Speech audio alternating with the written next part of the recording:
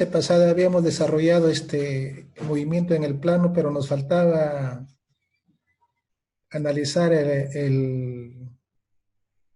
la transformación de tanto de la velocidad como de la aceleración de coordenadas rectangulares, coordenadas normal y tangencial y coordenadas polares. Es decir, la formulación del problema le va a dar a ustedes datos para que resuelvan los problemas utilizando un sistema de referencia. Pero les van a pedir a ustedes que la velocidad y la aceleración lo determinen en otro sistema de referencia. Entonces hay que determinar una matriz de transformación entre coordenadas para pasar de un sistema a otro sistema. Yo lo voy a presentar mediante un ejemplo. Acá tenemos un ejemplo de un movimiento curvilíneo en el plano, donde nos dan la ecuación de la trayectoria. Y igual x cuadrado menos 6x más 9, donde x y y están en metros, nos están dando las unidades. Cuando desciende y pasa por A, en ese instante tiene una velocidad de 3 metros por segundo y que aumenta a razón de 4 metros por segundo al cuadrado. Nos piden determinar la aceleración en coordenadas normal y tangencial y B en coordenadas rectangulares. Como podrán ver ustedes, los requisitos fundamentales para aplicar coordenadas normal y tangenciales, ecuación de la trayectoria, lo tenemos. El módulo de la velocidad, ¿no? También lo tenemos 3.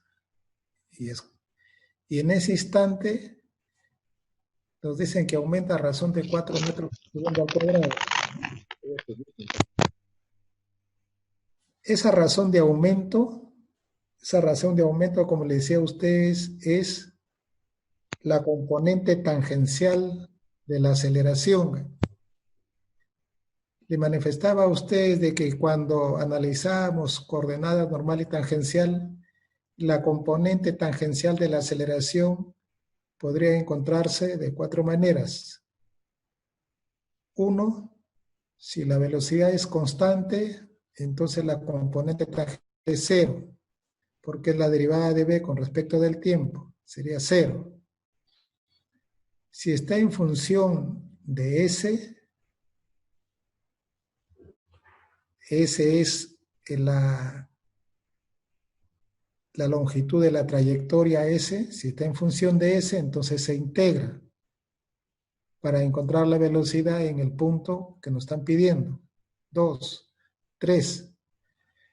Si la velocidad es función de tiempo, derivamos y encontramos la tangencial, la componente tangencial de la aceleración. Y el cuarto caso es que ya me lo dieron directamente en el problema. Y aquí me están dando ya directamente en el problema. Ya no tengo que encontrarlo. Por eso que es importante que ustedes lean detenidamente el problema y de acuerdo a los datos que tengan, de una vez eligen su sistema de referencia. Y además nos tienen que dar la coordenada en qué punto queremos encontrarlo. Y ahí en la gráfica x igual a 4. Esa coordenada también tienen que darles a ustedes. ¿Cuál es la diferencia de este problema si nos pidieran en coordenadas rectangulares? Para resolverlo en coordenadas rectangulares directamente, sin hacer una matriz de transformación, ya tengo la ecuación de la trayectoria, también es dato. 1, 2. Tienen que darme una componente de la velocidad. Puede ser la componente X o la componente Y. Esa es la diferencia. Tienen que darle la componente X y la componente Y. No el módulo, sino una de las componentes. 3. Tienen que indicarle en qué punto, la coordenada X. Con esos 3 datos se resuelven coordenadas rectangulares. No es necesario la componente tangencial.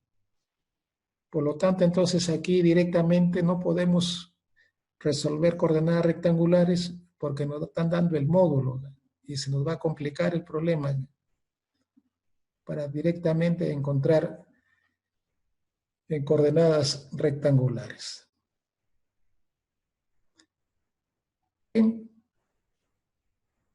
Entonces, si queremos encontrar en coordenada normal y tangencial, tenemos que encontrar las componentes normal y la componente tangencial de la aceleración.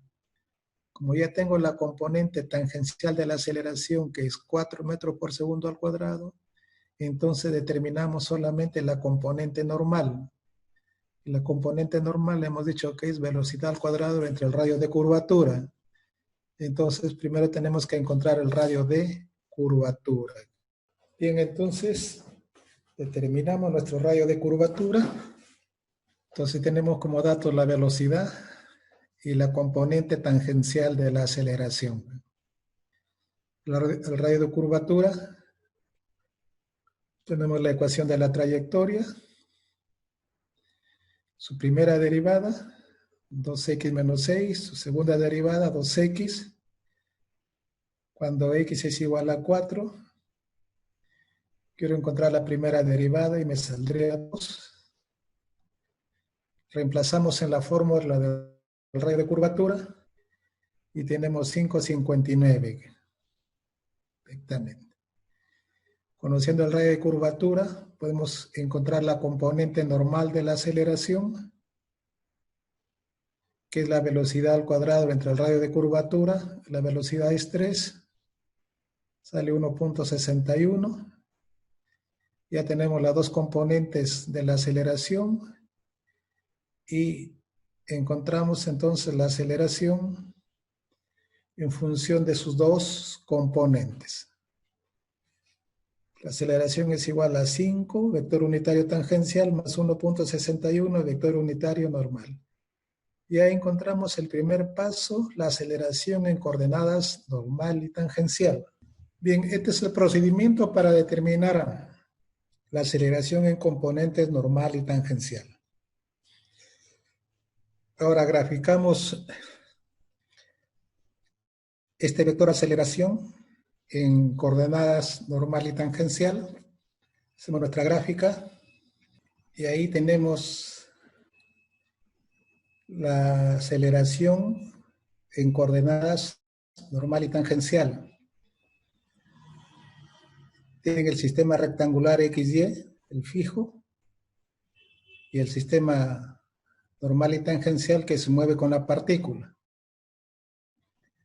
Y estoy indicando la tangencial positiva hacia abajo y la normal positiva hacia la concavidad de la curva. Y a escala, la componente tangencial de la aceleración es 5 y la normal 1,61.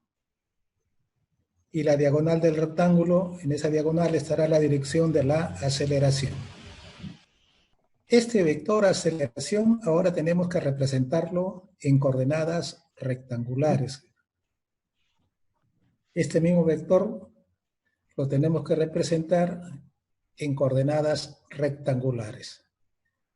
Entonces, tenemos que generar una matriz de transformación y para generar nuestra matriz, simplemente ahí en el punto de evaluación unimos los dos sistemas de referencia.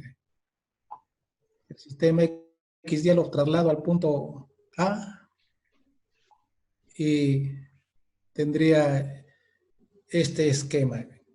Ya tengo los dos sistemas, el normal y tangencial y el rectangular XY. Estoy indicando con el color rojo los vectores unitarios, el vector unitario tangencial y el vector unitario normal. Estos vectores tengo que ponerle en función de los vectores unitarios I, J. Y de esa manera genero una matriz de transformación entre vectores unitarios normal y tangencial y los rectangulares. Como podrán ver ustedes ahí, el vector unitario tangencial es un vector que es coseno beta menos I y seno beta menos j. Y el vector unitario normal sería menos seno beta i y coseno beta j. Eso vector, ya tenemos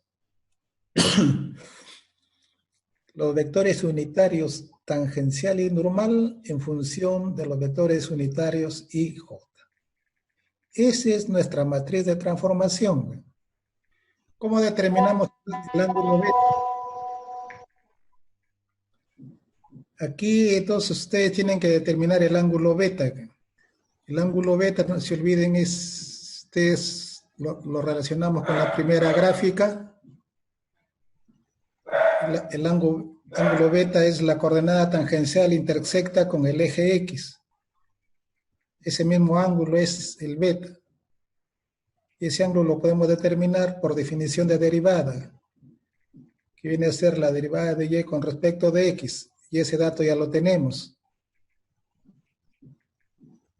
La derivada de y con respecto de x es igual a la tangente beta. Ahí sacamos el arco tangente y determinamos el valor de beta para este caso. Entonces ya tienen ustedes los vectores unitarios tangencial en función de IJ y la normal IJ. Si reemplazamos en la expresión anterior, 5 multiplicada por el vector unitario tangencial, ahora lo reemplazamos por coseno beta I y seno beta J, más 1.61 por el vector unitario normal, lo reemplazamos por menos seno beta I más coseno beta J. Disculpe, profesor. ¿La diapositiva se ha parado? ¿Se ha parado? Sí. Qué raro, pero está normal acá, si se escucha la voz, porque se para cuando él, ¿en qué está? ¿En dónde se ha quedado? En matriz, en la gráfica y matriz de transformación. Ya, ahorita estamos en la matriz, ahora pasamos al siguiente. A ver. Ya, le decía, ahora pasamos a la parte operativa. La parte operativa ya conozco los valores de las en componente normal y tangencial, quiero encontrar en X, utilizo la matriz, le decía el ángulo, no se olviden que es la tangente, y con respecto de X, y encontramos entonces ya la aceleración de coordenadas rectangulares. ¿Qué es eso? ¿Estás aquí? Bien. ¿Despertándote o Es, despertándote? ¿Y no estás despierto todavía? Uy, ¿para qué se suena? ya, por favor, apaguen su audio. Bien, entonces, ustedes tienen que ya, depende de ustedes del análisis del tipo de problema que le den a ustedes, pueden pasar de un sistema a otro sistema, generan su matriz de transformación. Para generar la matriz de transformación solamente tienen que relacionar los vectores unitarios entre los dos sistemas, inmediatamente lo reemplazan. En lugar del vector unitario que desean cambiar, lo reemplaza en función de los otros vectores unitarios, simplemente ya ustedes multiplican y van a tener ustedes sus componentes. Ahora, el módulo de esta aceleración que hemos encontrado debe coincidir con el módulo en coordenada normal y tangencial, porque el vector es el mismo. Lo único que está cambiando simplemente son las componentes. Aquí está en componentes rectangulares y el caso anterior estaba en componentes normal y tangencial. Y el vector estaba en el tercer cuadrante. Si está en el tercer cuadrante, entonces las componentes rectangulares son negativas. Y concuerda el resultado, concuerda con la gráfica. Entonces, inmediatamente uno se da cuenta si es que su transformación está mal porque el vector es el mismo. Simplemente lo que cambia son los sistemas de referencia. Por lo tanto, el módulo es en coordenada normal y tangencial es igual a coordenadas rectangulares. Bien, entonces, esto es en el plano. Entonces, esta misma metodología ustedes pueden pasar polares con rectangulares o polares con normal y tangencial, o viceversa, de rectangulares a polares y de polares a rectangulares, de rectangulares a normal y tangencial y de normal y tangencial a rectangulares, o normal y tangencial a polares entre los dos. Lo que tienen que hacer ustedes es buscar el ángulo entre las coordenadas, ¿no? ¿Cuál es el ángulo entre los sistemas de referencia? Bien, en sistemas ya sistemas en el espacio, entonces les había dicho a ustedes que vamos a hacer el cilíndrico. El sistema cilíndrico es un sistema. Prácticamente le agregamos la coordenada z a las coordenadas polares es en el plano, ingresamos la coordenada z, ya tenemos las coordenadas cilíndricas. Y tenemos la trayectoria curvilínea, tenemos nuestra partícula, tenemos las coordenadas, la coordenada radial y la coordenada transversal que están en el plano, XY, y la coordenada Z. De la misma manera también en el plano XY está el vector unitario radial y el vector unitario transversal. Y en el eje Z está el vector unitario Z. Durante su movimiento de esta partícula P, la coordenada Z siempre se mantiene hacia arriba, no cambia. Lo que cambia son las direcciones del vector unitario radial y el vector unitario transversal. Esos vectores cambian de direcciones, pero sí siguen estando en el plano XY. Entonces nuestras coordenadas ahora son la coordenada radial, la coordenada transversal y la coordenada Z. También sus vectores unitarios, vector unitario radial, vector unitario transversal y el vector unitario Z. Estas coordenadas, como se mueven a lo largo de esta trayectoria, son funciones del tiempo. Entonces ya tenemos que estas coordenadas son funciones del tiempo. Comenzamos nosotros definiendo el movimiento, indicando el vector de posición. Ustedes ven en la gráfica, el vector de posición es el vector R sub P, el vector del punto P. Ese vector es igual al vector radial en el plano más el vector Z. Más el vector Z. El vector radial es igual a su módulo por el vector unitario radial y el vector Z es igual al Z por su vector unitario Z. Y de esa manera definimos nuestro vector de posición. Entonces el vector de posición es la suma del vector R más el vector Z. El vector R es igual a su módulo, que es la coordenada radial, por el vector unitario radial, que tiene la misma dirección que R. Y la coordenada, el Z vector es igual a su módulo, que es el Z, coordenada por el vector unitario Z, que tiene la misma dirección que el eje Z. En todo caso, algunos trabajan con el vector unitario K.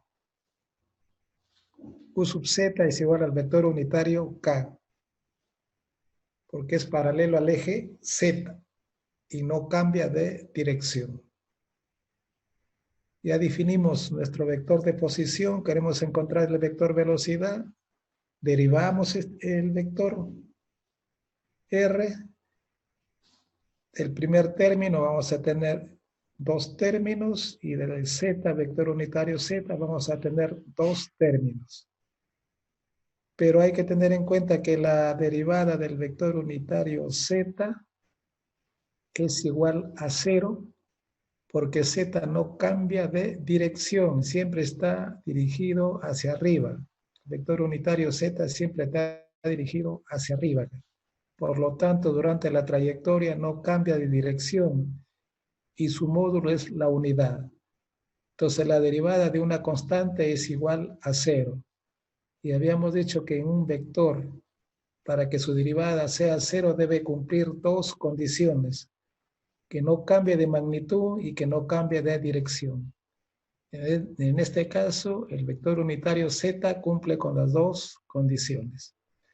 El vector unitario radial y el vector unitario transversal, esos vectores sí cambian de dirección durante la trayectoria. Por lo tanto, sus derivadas son diferentes de cero. Ya en coordenadas polares habíamos determinado las variaciones de los vectores unitario, radial y transversal. Entonces lo único que hacemos es nuevamente volver a derivar para determinar la velocidad. La relación entre los vectores unitarios IJK y los vectores unitarios cilíndricos U sub R, U sub θ, U sub Z está dado por estos términos. Ustedes se dan cuenta en U sub Z, 0 en I, 0 en J y 1 en K. Esta relación entre los vectores unitarios a mí me genera nuestra matriz de transformación entre coordenadas cilíndricas y coordenadas rectangulares. Entonces ahí tienen ustedes su matriz de transformación. Quieren ustedes transformar de coordenadas rectangulares a cilíndricas. Si quieren transformar de cilíndricas a rectangulares, utilizan la misma matriz, pasan al otro lado, sería con la matriz a la inversa, la menos 1, matemáticamente. La matriz pasa a dividir, sube arriba con menos 1, ya tenemos el vector unitario IJK con la matriz a la menos 1 multiplicado por los vectores unitarios radiales cilíndricos. Coinciden Z1 porque tienen la misma dirección.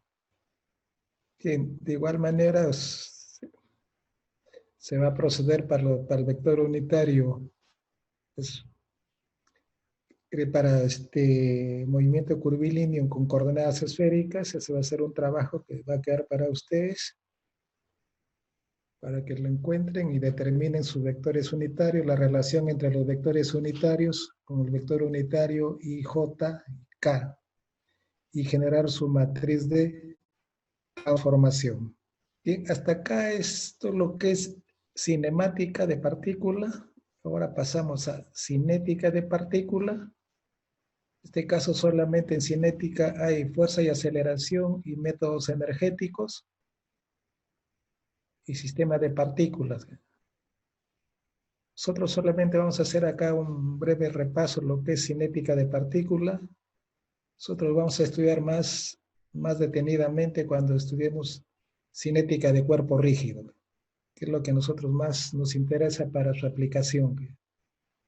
Pero simplemente para seguir con la secuencia del desarrollo de la asignatura de partícula, solamente vamos a hacer una presentación rápida de lo que es fuerza y aceleración.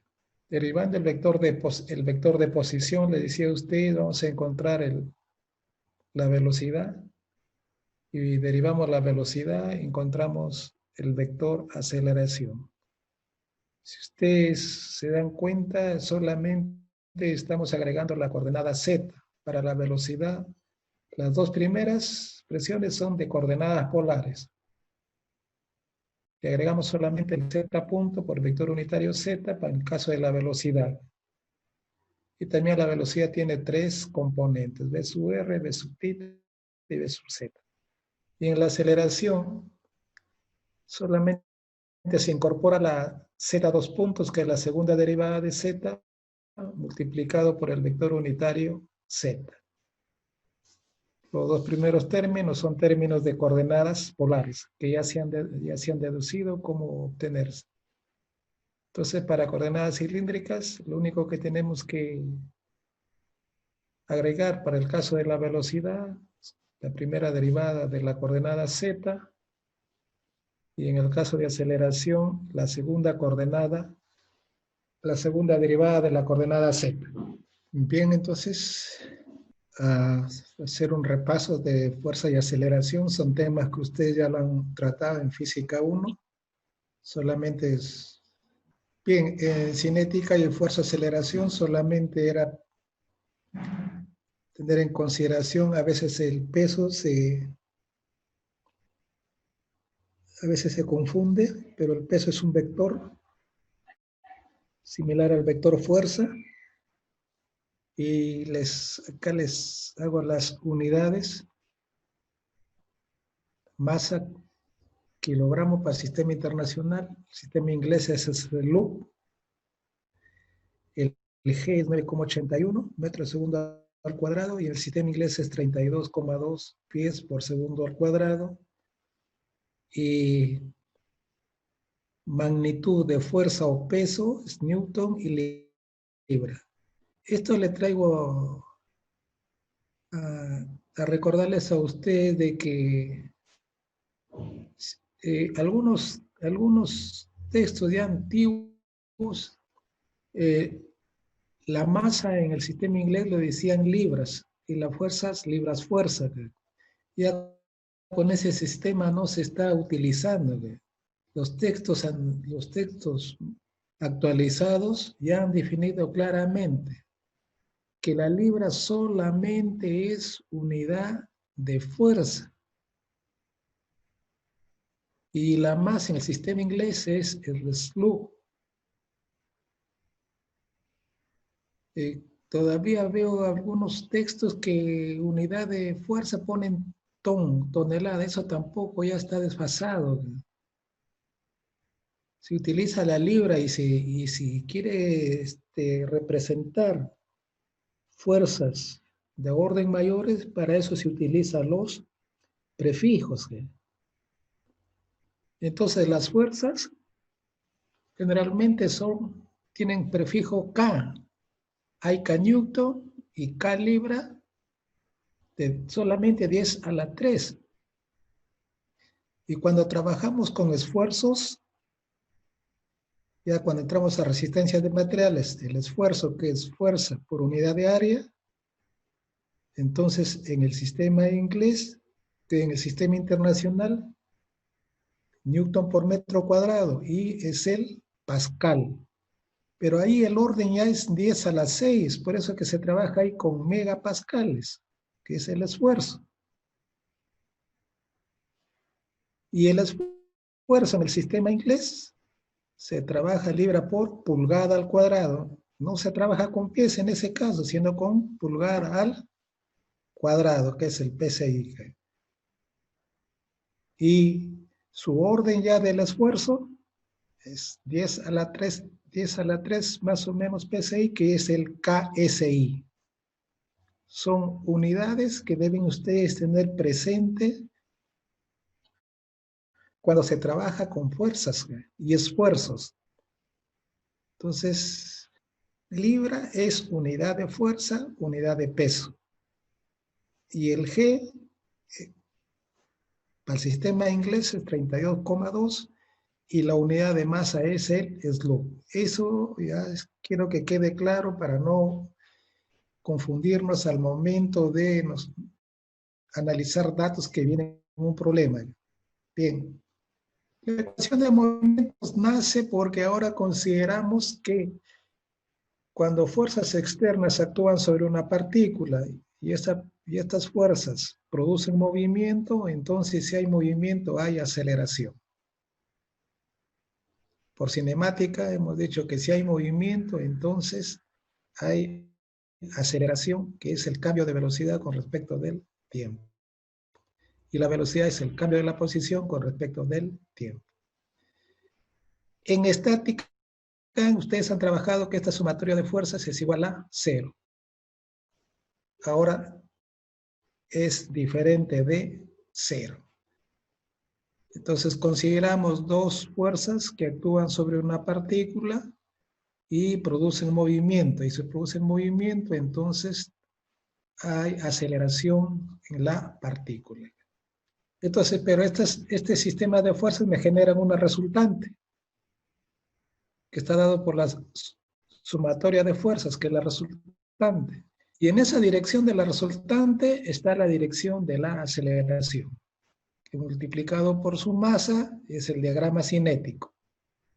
Entonces vamos a tener dos diagramas que realizar. Un diagrama de cuerpo libre donde se indican las fuerzas externas que actúan sobre la partícula, y un diagrama cinético donde se indica la dirección de la aceleración. Entonces la ecuación de movimiento me dice que la sumatoria de fuerzas es igual a masa por aceleración. Entonces ya no es igual a cero, sino es igual a la masa por la aceleración. La masa para este caso se define como la cantidad de inercia que tiene la partícula. Es decir, es una medida cuantitativa de la resistencia que ofrece la partícula a iniciar un movimiento de traslación. Siempre hay una resistencia. Esto es solamente para una partícula. Vamos a ver que la diferencia, cuando estudiamos para cuerpo rígido, que el cuerpo rígido, además de trasladarse, rota. Y si un cuerpo rígido rota, entonces ofrece también su resistencia. Y ahí la resistencia entra el momento de inercia. El momento de inercia mide la tendencia de rotación de un cuerpo alrededor de un eje, como lo vamos a ver. Bien, lo único que vamos a hacer simplemente es aplicar esta ecuación. ¿En qué sistemas vamos a utilizar esta ecuación? Hemos visto nosotros coordenadas rectangulares. Hemos determinado la aceleración en coordenadas rectangulares. Se ha determinado la aceleración en coordenada normal y tangencial, y se ha determinado la aceleración en coordenadas polares. Por lo tanto, entonces, esta ecuación se utiliza en los tres sistemas de referencia. Esta ecuación le permite a ustedes determinar las fuerzas que actúan cuando hay contacto entre dos cuerpos. No se olviden, una fuerza de contacto es la normal. Otra fuerza que se genera cuando dos cuerpos entran en contacto, la fuerza de fricción. La fuerza de fricción. Además, las fuerzas externas que actúan sobre la partícula. Esas serían las fuerzas que deben ir en un diagrama de cuerpo libre, además del peso de la partícula. Y en el diagrama cinético, la dirección de la aceleración. En física dicen, hay tres leyes del movimiento. Primero, ley de la inercia. 2, la ley del movimiento, la que estamos viendo. 3, acción y reacción. La primera ley de la inercia les dice que un cuerpo se mantiene en una posición establecida, salvo de que externamente actúe una fuerza y modifique su posición. Si un cuerpo está moviéndose en un movimiento rectilíneo uniforme, debe seguir su movimiento rectilíneo uniforme. Pero si no sigue ese movimiento es porque en el sistema está actuando una fuerza que está cambiando su estabilidad. Esas fuerzas que actúan son las fuerzas de fricción. La segunda ley, que es la ecuación de movimiento, es sumatoria de fuerzas, masa por aceleración. Y la otra es de acción y reacción. A una acción se genera una reacción. Ecuación de movimiento en coordenadas rectangulares. Ahí tenemos nuestro sistema de referencia, X, Y, Z. En la partícula actúan las fuerzas que están en el espacio y que tienen tres componentes, Fx, Fy y F sub z. Planteamos nuestra ecuación del movimiento, que me dice sumatoria de fuerzas, masa por aceleración. Como estamos en el sistema rectangular, entonces actúan los sistemas unitarios IJK. Entonces la sumatoria de fuerza tiene 3 componentes. Sumatoria fuerza sub X, Y, sumatoria F sub Y, J, sumatoria de F sub Z, K. Y la aceleración también tiene 3 componentes. Cuando igualamos los coeficientes de los vectores unitarios del primer término con el segundo término, vamos a determinar 3 ecuaciones escalares.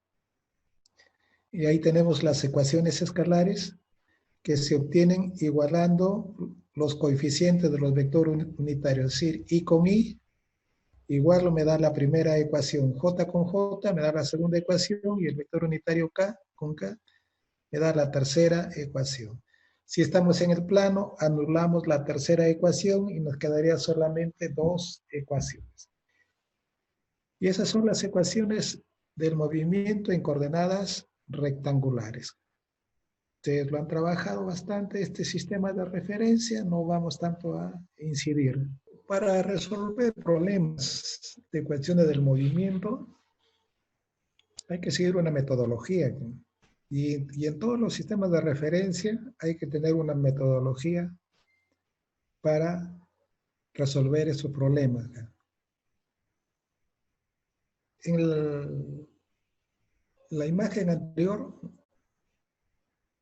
les había planteado en la ecuación de movimiento que hay que tener 2 diagramas.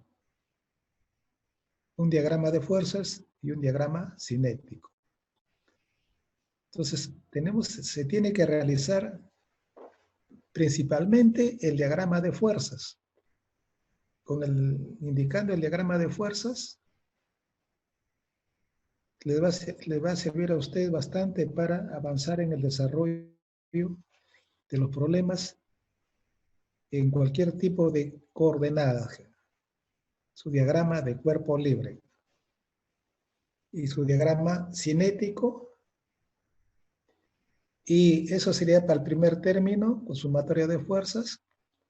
Y para el segundo término, la aceleración va a depender de qué sistema de coordenadas estamos trabajando. Bien, ¿qué es lo que deben tener ustedes presente para resolver problemas de cinética de partículas en cualquier sistema de referencia? Primero tienen que seleccionar el sistema de referencia, justo en la partícula. De ahí ustedes tienen que graficar todas las fuerzas que actúan, las externas, peso, las fuerzas de contacto. Si existe fricción, hay que considerar la fricción. Para este caso, tienen que descomponer en X y en Y, porque su sistema de referencia es rectangular. Si están en el sistema normal y tangencial, entonces ustedes van a descomponer las fuerzas en componente NT. Si estamos en el sistema polar, entonces ustedes van a descomponer sus fuerzas en R y θ, porque esos son sus coordenadas. Y de ahí ustedes en el diagrama identifican qué variables es lo que le está pidiendo el problema. Eso es lo que tienen que hacer. Diagrama cinético. Se indica la dirección de las componentes de la aceleración. Eso es en los 2 diagramas. Pero generalmente más el diagrama de cuerpo libre.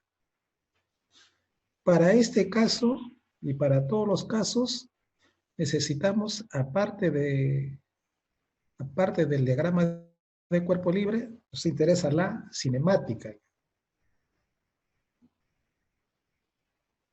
Bueno, para este caso en rectangulares, si la aceleración es función del tiempo, entonces tenemos que encontrar estas definiciones, tanto para la velocidad y la posición. Es decir, ustedes reemplazan sus fuerzas en la ecuación de movimiento y ven que una componente de la aceleración está en función del tiempo. Si está en función del tiempo, le van a pedir que determinen la velocidad y que determinen la posición en un tiempo posterior.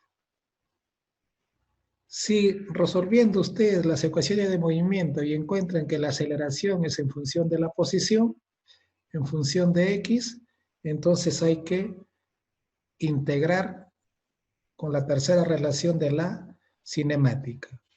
La aceleración diferencial de X es igual a B diferencial de B. Y ahí ustedes van a encontrar la velocidad en función de la posición. Entonces podrán determinar velocidades cuando ha cambiado a una determinada posición. Si resolviendo las ecuaciones de movimiento encuentra que la aceleración es constante, un valor numérico, entonces utilizan las ecuaciones del movimiento rectilíneo uniformemente variado para determinar posiciones, velocidades después de un tiempo posterior. Entonces hay tres casos que les pueden a ustedes. Ustedes han trabajado con la aceleración constante utilizando movimiento rectilíneo uniformemente variado. Eso es un caso. Hay otros casos más cuando la aceleración es función del tiempo y cuando la aceleración es en función de la posición. O la aceleración también puede ser en función de la velocidad. Cualquiera de esos casos tenemos que integrar y utilizar esta relación. Aceleración diferencial de X es igual a B diferencial de B. Entonces, las relaciones que hemos estudiado para cinemática también acá se utilizan cuando tenemos movimiento bajo la acción de un sistema de fuerzas externas que actúan sobre mi partícula. No nos olvidemos que nuevamente que lo que se estudia es un cuerpo rígido, pero sin tener en consideración su forma geométrica, y eso lo idealizo y le digo que es una partícula, nada más. De esa manera lo estudiamos como partícula. Y una partícula solamente puede tener movimiento de traslación. Puede ser rectilínea o puede ser curvilínea. Si es curvilínea puede ser en el plano o puede ser en el espacio. Eso es lo que se está hasta este momento analizando.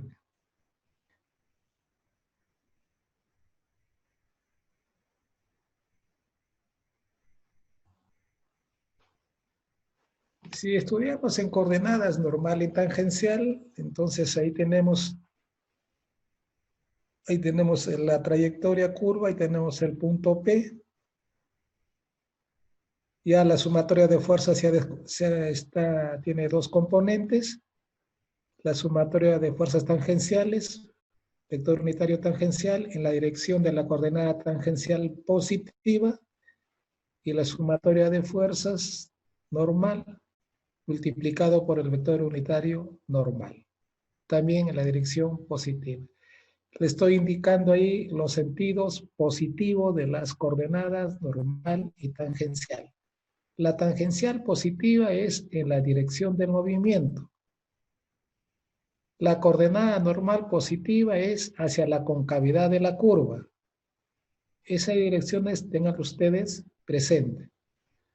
La ecuación sigue siendo la misma.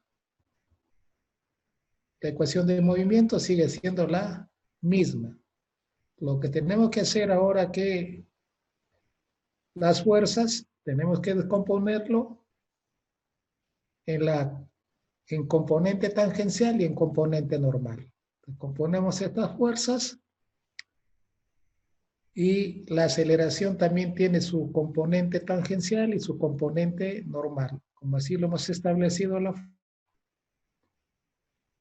Cuando hablamos cinemática, habíamos dicho, la aceleración tiene su componente tangencial y su componente normal por cinemática. Como ambos tienen vectores unitarios tangencial y vectores unitarios normal, igualamos los coeficientes de los vectores unitarios tangencial y le va a dar a usted masa por la componente tangencial de la aceleración.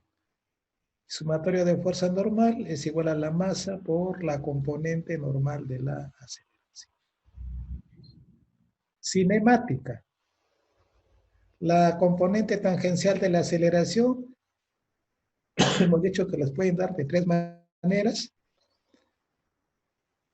pero la componente tangencial se define como la derivada de la velocidad con respecto del tiempo, es la responsable del aumento de la velocidad que sigue a lo largo de la trayectoria curva. Y la componente normal, le hemos dicho que es velocidad al cuadrado entre el radio de curvatura. Y que es la responsable del cambio de dirección que tiene la partícula. Bien, entonces, la componente tangencial de la aceleración y la componente normal de la aceleración se tiene que determinar bajo consideraciones cinemáticas. Y las componentes de las fuerzas o diagrama de cuerpo libre.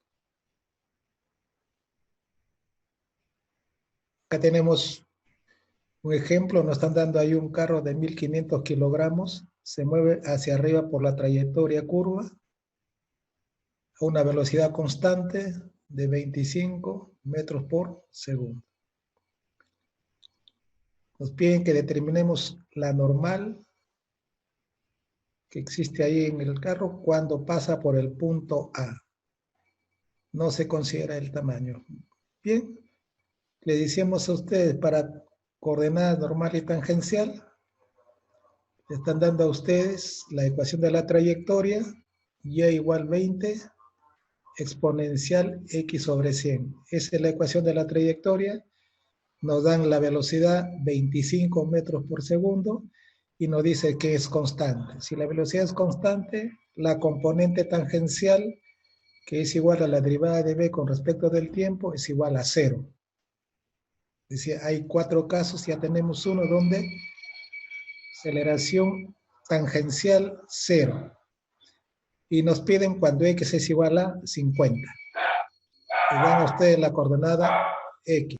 Bien, entonces vamos a hacer nuestro diagrama de cuerpo libre, indicando las fuerzas que actúan. Acá tenemos el diagrama de cuerpo libre. He dibujado la coordenada tangencial, como se mueve hacia arriba, la tangencial positiva es hacia arriba, la normal positiva hacia la concavidad de la curva. La fuerza que actúa es el peso es paralelo al eje Y, está dirigido hacia abajo. Entonces, este peso debo descomponerlo en coordenada normal y en coordenada tangencial. La coordenada normal es el peso por el seno del ángulo, está dirigido hacia abajo, y a lo largo de la coordenada normal también tenemos hacia abajo el peso por el coseno del ángulo. Y la normal, que es la fuerza de contacto entre el carro y la superficie, siempre es tangente, perpendicular a la tangente. En este caso coincide con la coordenada normal. Está dirigido también hacia la concavidad de la curva. No hay fuerza de fricción, por eso que no lo considero. Si hubiera fuerza de fricción, entonces la fuerza de fricción actúa en la dirección de la componente tangencial, pero en dirección opuesta al movimiento. Por definición de fuerza de fricción, la fuerza de fricción se opone al movimiento. Y cuando hay movimientos curvilíneos, la fuerza de fricción es tangente justo en el punto de evaluación, pero se opone al movimiento. Esa es por definición de fuerza de fricción. La normal siempre es perpendicular a la línea tangente en el punto de evaluación. En este caso coincide con la coordenada con la coordenada normal. El peso está dirigido hacia abajo. En este caso, paralelo al eje Y.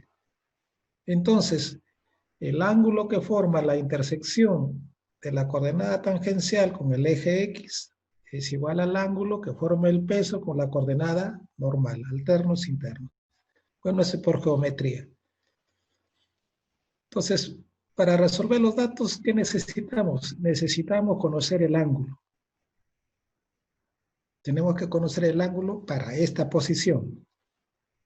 Entonces, por definición, si ya conozco la función y, encontramos el ángulo, y el ángulo es, la tangente del ángulo también es igual a la derivada de y con respecto de x. Ya tenemos ahí la y que es igual a 20 exponencial x sobre 100, lo derivamos, ya tenemos una expresión. ¿Cuándo lo vamos a reemplazar? Cuando x es 50.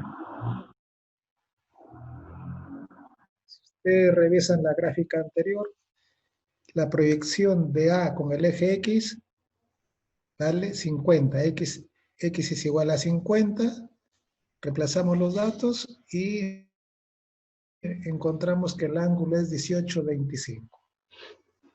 Ya conociendo el ángulo, ya el problema ya está. La segunda parte sería simplemente, como me piden la normal, sumatoria de fuerzas a lo largo de la normal.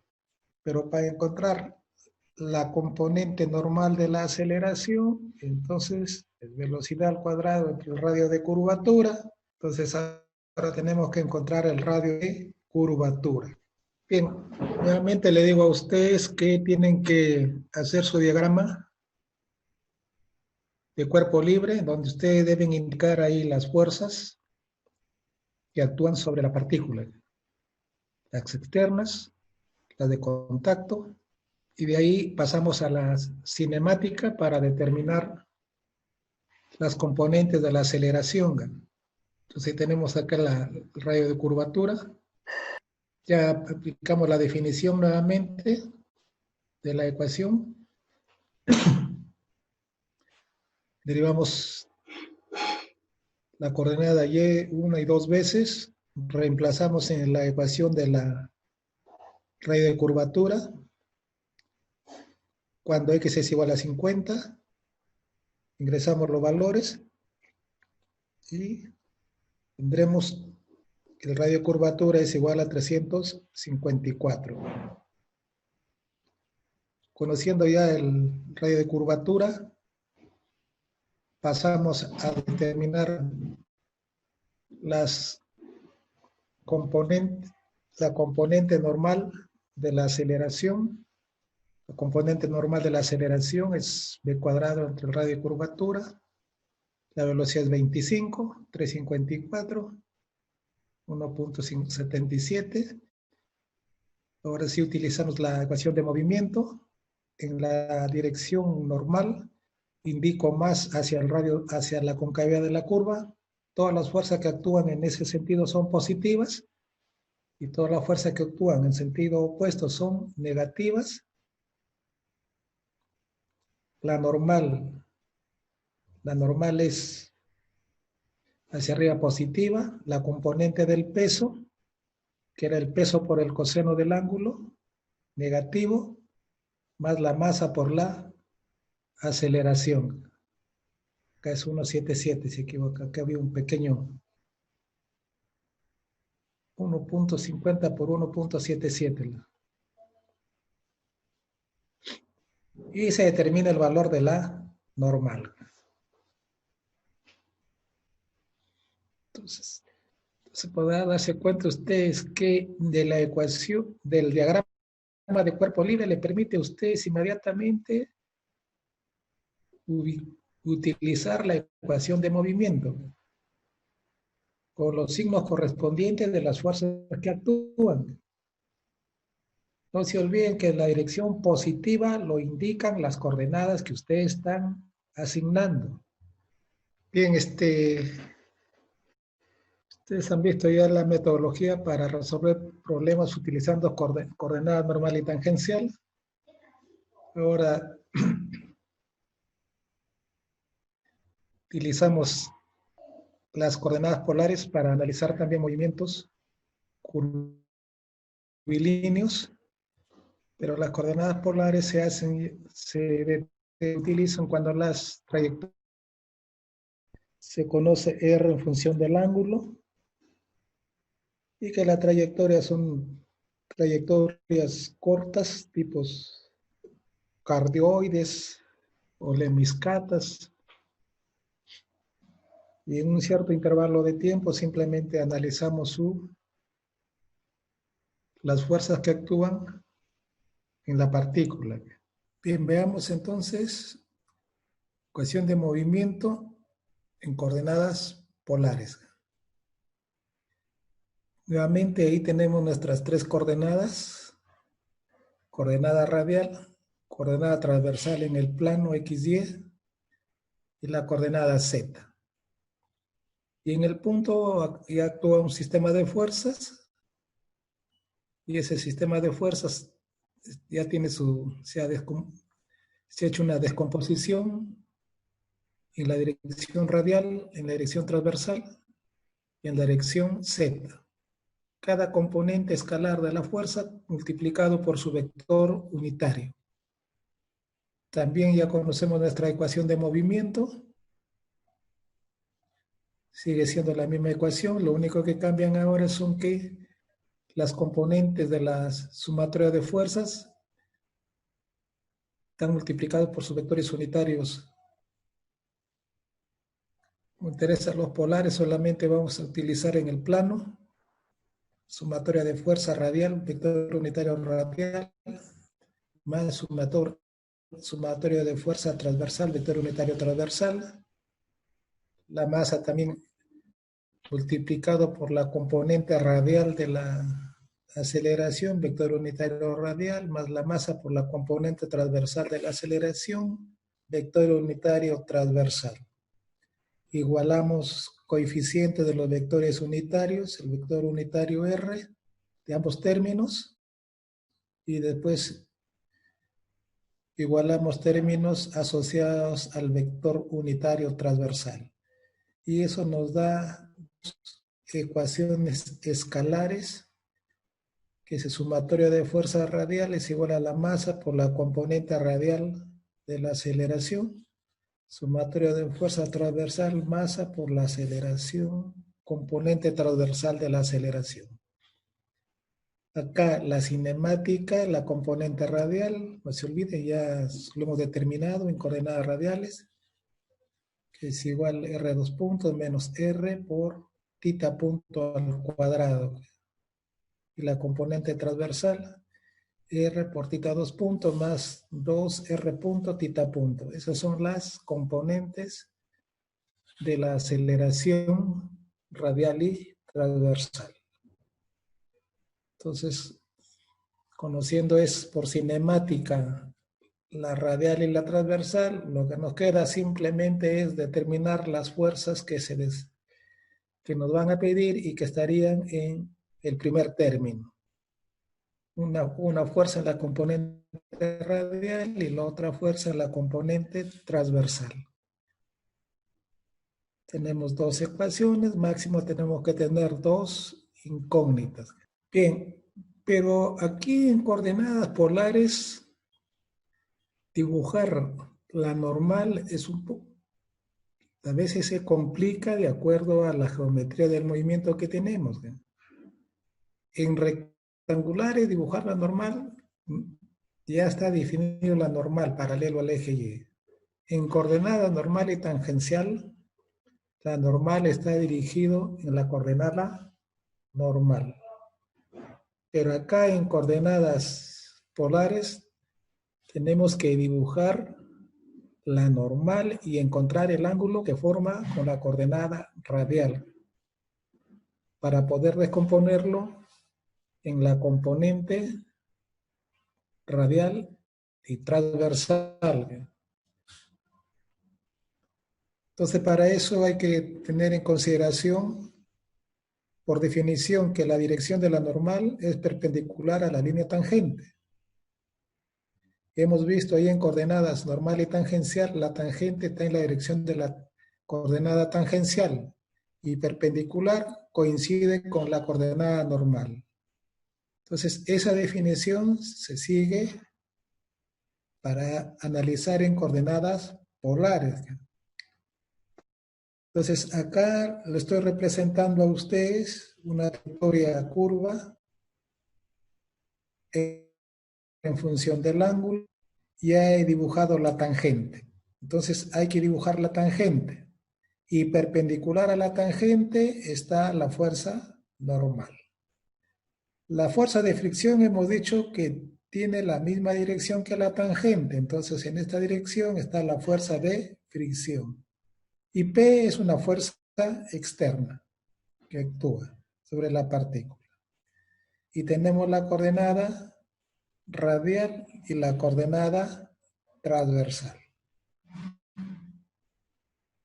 Entonces, para determinar el ángulo que forma la normal con la coordenada radial, entonces proyectamos la coordenada radial y me genera un ángulo con la tangente. Conociendo este ángulo, lo resto de 90, y ese será el ángulo que forma la normal con la coordenada radial, porque la normal es perpendicular a la tangente y forma un ángulo de 90. Si encuentro este ángulo, lo resto de 90 y ahí tendré la dirección, el ángulo que forma la normal con la coordenada radial. Ya conociendo ese ángulo, ya también lo descomponemos a lo largo de la coordenada transversal. Pero este ángulo epsilon lo determinamos siguiendo esta relación. Que la tangente del ángulo es igual a R entre la derivada de R con respecto del ángulo. Como nos van a dar la función R en función del ángulo, conocemos esta función, entonces esta función lo derivamos y lo reemplazamos. ¿Cuándo vamos a encontrar? Cuando conozcamos el valor del ángulo en grados acá.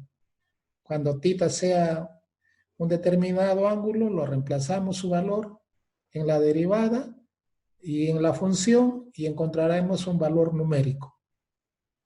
Evaluamos la inversa y encontraremos el ángulo epsilon que forma la coordenada radial con la tangente,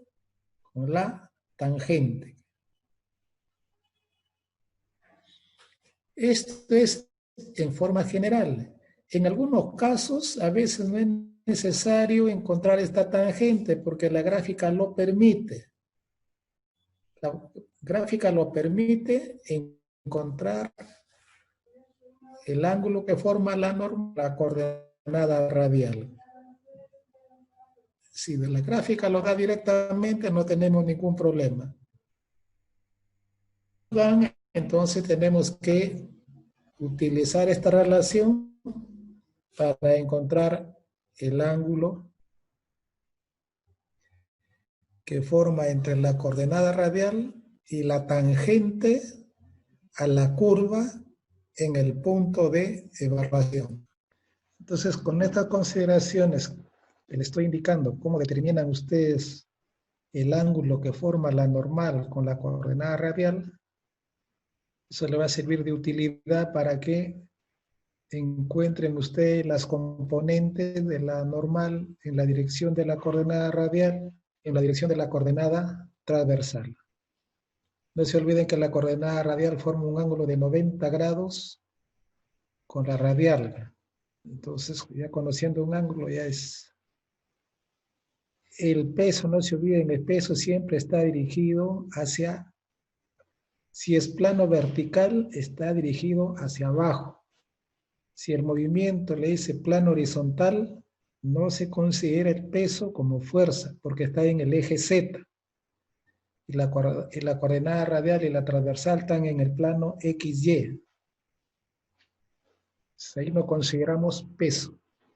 Bien, veamos entonces un ejemplo. Ahí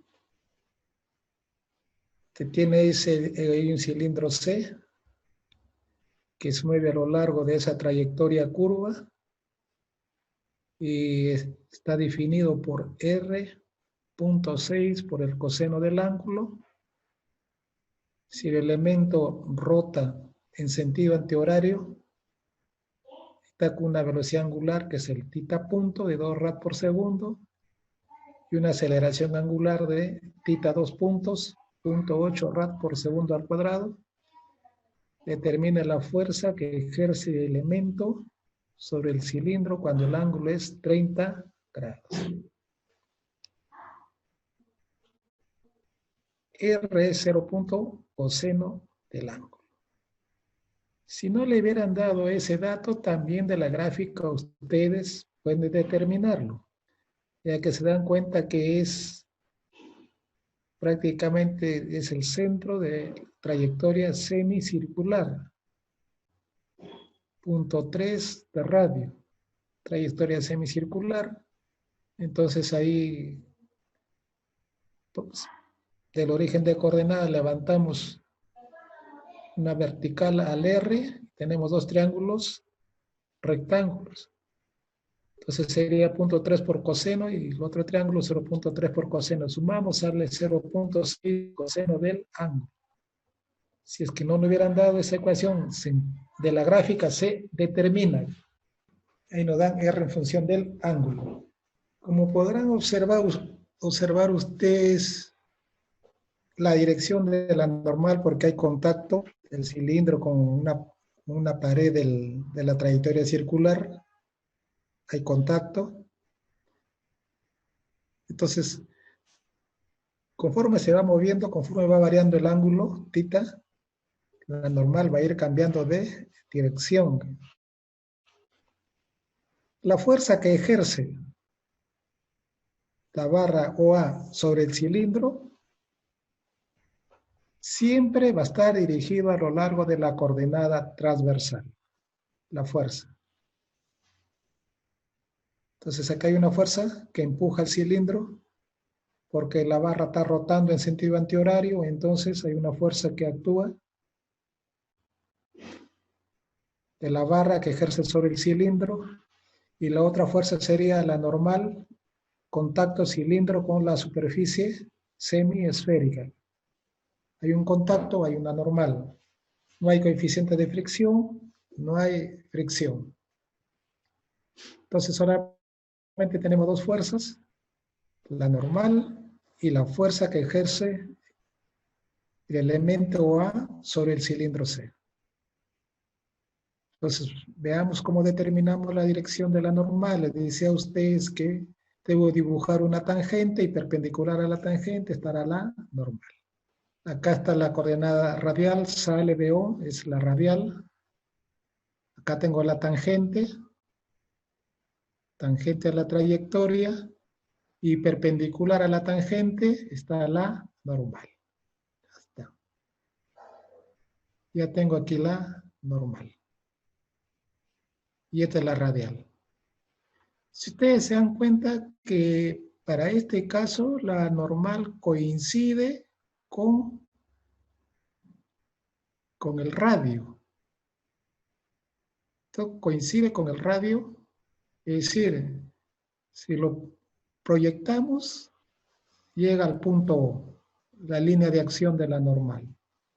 Por lo tanto, entonces, el ángulo que forma la normal con la coordenada radial que está de rojo es el mismo ángulo θ, porque este ángulo θ de acá es igual. Son iguales los ángulos porque los radios son iguales. Tenemos acá un triángulo isósceles, lados iguales, punto 3, punto 3. Entonces los ángulos son iguales. Entonces el ángulo que forma la normal con la radial es 30. Entonces acá está directamente, se determina el ángulo que forma la normal con la coordenada radial. La normal forma un ángulo de 90 grados con la tangente. Y conforme varía este ángulo, esta normal también va a tener la misma dirección hacia el centro de la trayectoria.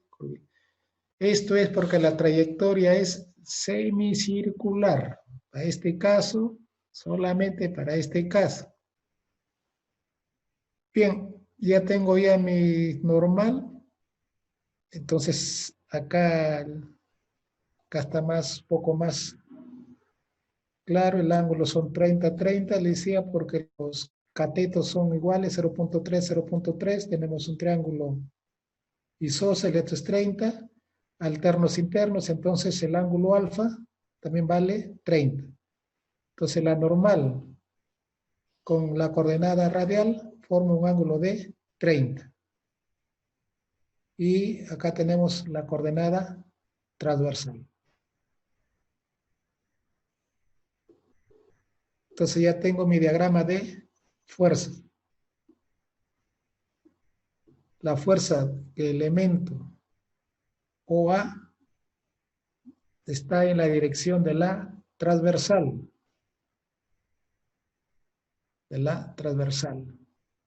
Y la normal con la radial forma un ángulo de 30. Si aplicamos la relación anterior, vamos a encontrar que epsilon vale 60. Vamos a demostrar que esto vale 60, pero con signo negativo, entonces es horario. De la radial es horario. Si sale positivo, es de la radial anti-horario. Eso es el signo del ángulo épsilon que podemos nosotros deducir. Bien, ya hicimos nuestro diagrama donde indicamos las fuerzas. Ahora ustedes podrán ver de que acá ya la normal lo podemos descomponer en dos componentes, n coseno de 30 en la radial y n seno de 30 en la transversal. Ya tenemos dos. La n ya lo descomponemos en dos. Bien, como estamos en las polares, entonces ahora tenemos que hacer cinemática para determinar las componentes radial y la componente transversal de la aceleración. Pasamos la parte ya analítica de desarrollo. Como le digo, primero hacen su diagrama, después que hacen el diagrama ya viene la parte analítica. Entonces, cinemática, comenzamos desde R, 0.6 coseno. Cuando es 30 encontramos su valor, derivamos menos 0.6 en el ángulo por tita punto, reemplazamos. Volvemos a derivar la R, el ángulo es 30, reemplazamos y encontramos los valores. Como ya encontramos R punto y R2 puntos, pasamos a la aceleración. La componente radial hemos dicho que R2 puntos menos R tita punto al cuadrado. Reemplazamos sus valores. Ya tenemos la componente radial de la aceleración. La componente transversal R por tita 2 puntos más 2 R punto tita punto. Reemplazamos los datos. Ya tenemos la componente radial y transversal de la aceleración por cinemática. Entonces, cada sistema de referencia tiene cómo encontrar sus parámetros de aceleración. Cada sistema de referencia tiene cómo encontrar sus parámetros de aceleración. Acá lo único que incorporamos son las fuerzas que actúan sobre la partícula. Y nuevamente les digo, la cinemática estudia la geometría del movimiento. La cinética estudia las causas que producen el movimiento. Y las causas que producen el movimiento está dado por lo que se denomina fuerza. Y una fuerza lo hemos definido como la interacción que sucede entre dos cuerpos cuando entran en contacto. Todo lo que nosotros observamos de un hecho o fenómeno se van estudiando en sus partes y se va avanzando con las variables. Hemos comenzado definiendo una posición.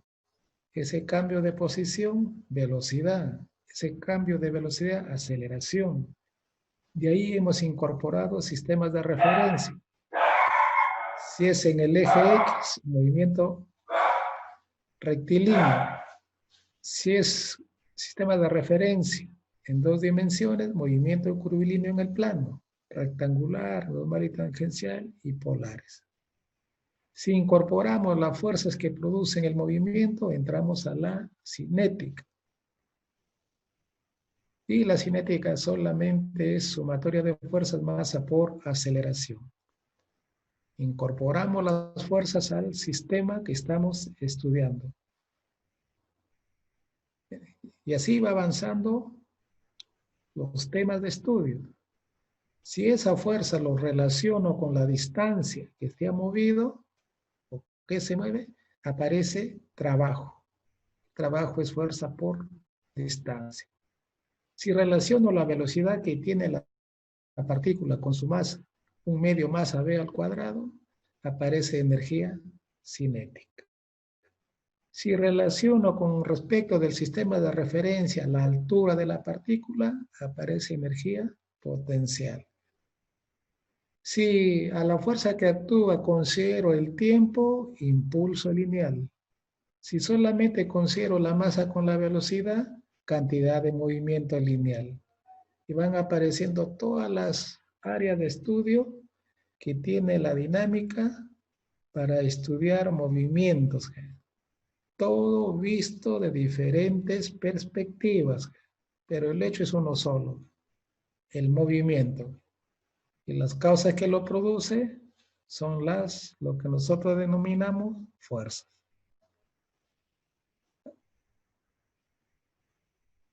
Bien, ya tenemos entonces, ya encontramos nuestros parámetros cinemáticos de aceleración.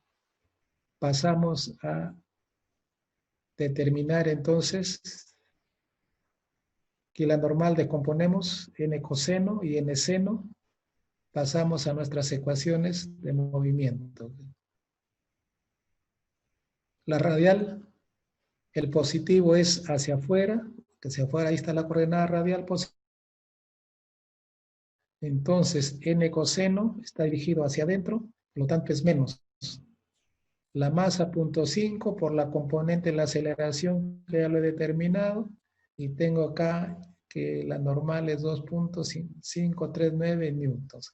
Positivo, esta dirección es correcta, solamente entra en contacto la superficie superior, entra en contacto, la inferior no entra en contacto.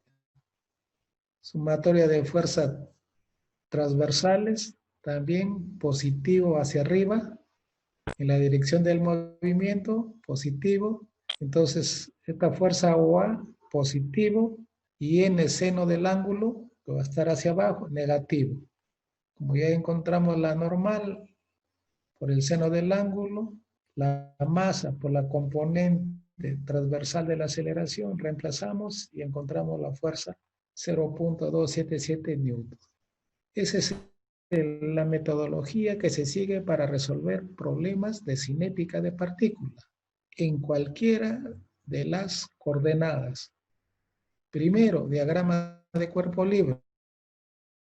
Indican las fuerzas externas, fuerzas de contacto, y actúan sobre la partícula. De acuerdo al sistema de referencia que ustedes dibujan en la partícula. De ahí, cinemática. De acuerdo a los datos, ustedes van a encontrar los parámetros de la aceleración en coordenadas rectangulares, en coordenadas normal y tangencial y en coordenadas polares. Tercero, de la gráfica ya aplican ustedes sus ecuaciones de movimiento con el signo correspondiente, su signo correspondiente de la fuerza que ya está, que se ha descompuesto a lo largo de las coordenadas. Esto es la parte operativa. La parte operativa ya solamente es calculadora. Entonces, si ustedes hacen su diagrama de cuerpo libre en forma correcta, no van a tener ningún problema en la solución de su ejercicio. Si al comienzo simplemente no hacen correctamente su diagrama de cuerpo libre, la parte operativa será correcta, pero con resultado que no es correcto. Seguirán ustedes un procedimiento de resolución de problemas, pero con resultados incorrectos. Para la cinemática, nuevamente les digo, tengan su fórmula a mano ahí para que ya sepan cuáles son los componentes de la aceleración en diferentes coordenadas. Diferentes coordenadas. Está bien, jóvenes, por hoy día aquí nos quedamos.